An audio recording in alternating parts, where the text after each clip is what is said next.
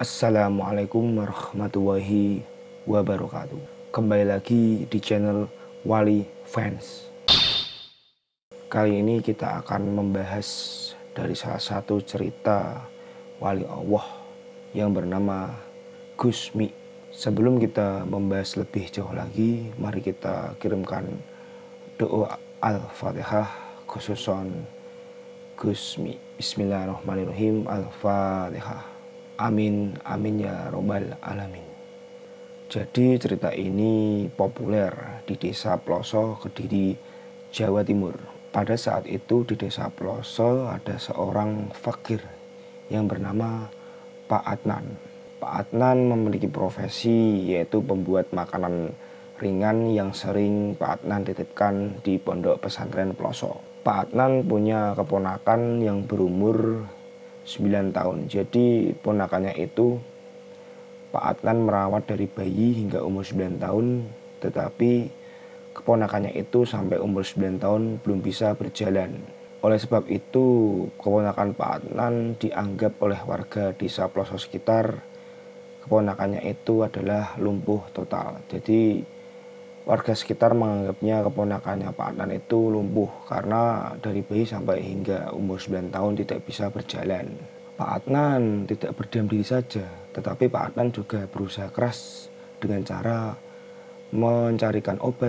berusaha mencarikan obat ke dokter, ke kiai, ke tabib. Tetapi semua usahanya itu belum ada hasil yang signifikan. Hanya satu yang belum, yaitu Gus Mi.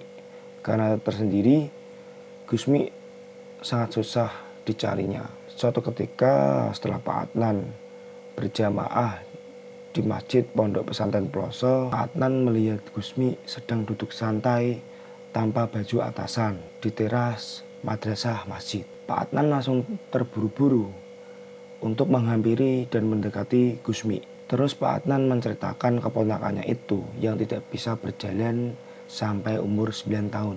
Setelah mendengar cerita keponakan dari Pak Adnan, Gus Mi pun menjawab, "Lah kamu pikir saya dukun?"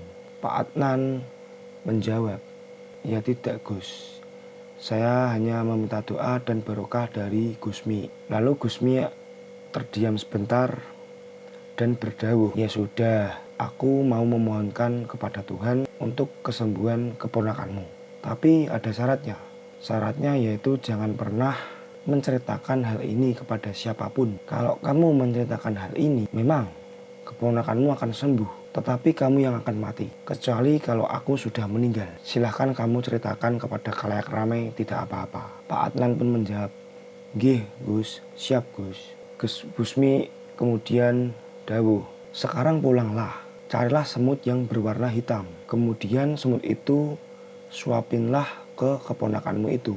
Dengan mantap, Pak Adnan langsung bergegas pulang dari kediaman Gus Mi dan mencari semut hitam dan disuapkan ke keponakannya yang terbaring lemah di kasur itu karena keponakannya itu tidak bisa berjalan. Setelah Pak Adnan menyuapkan semut hitam kepada keponakannya itu, Pak Adnan lalu keluar dan setelah 1 jam kemudian ditengoklah si keponakan itu di kasur dan ternyata keponakannya Pak Adnan itu sudah tidak ada di kasur. Pak Adnan pun panik dan bingung, kemana ini keponakan saya? Kan keponakan saya tidak bisa berjalan, kenapa tidak ada di kasur? Sedangkan tadi ada. Pak Adnan mencari-cari di sudut ruangan rumah dan ternyata keponakan Pak Adnan sedang menimba air di sumur belakang rumah. Pak Adnan pun terkejut. Pak Adnan langsung menangis dan bersyukur atas kesembuhan keponakannya itu.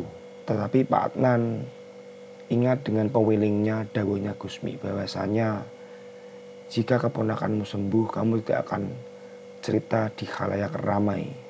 Karena jika kamu bercerita, kamu akan mati.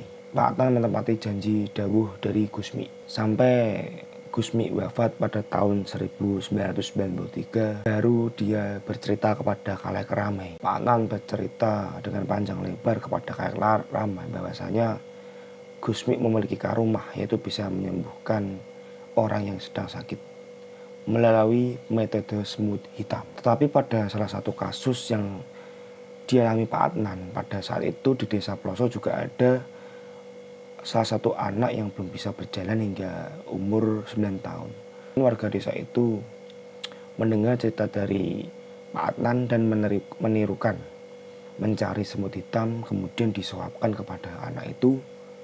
Dan apa yang terjadi?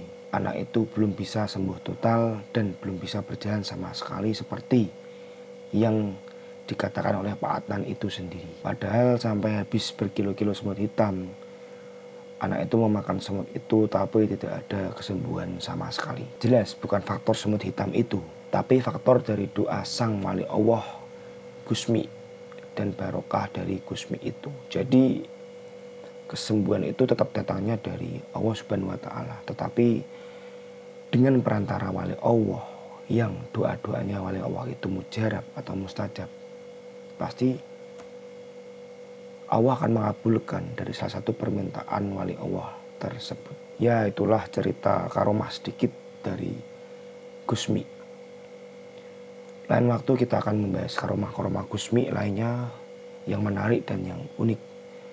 Jika kalian para sedulur mempunyai cerita wali unik, silahkan komen, mari kita bahas bersama-sama.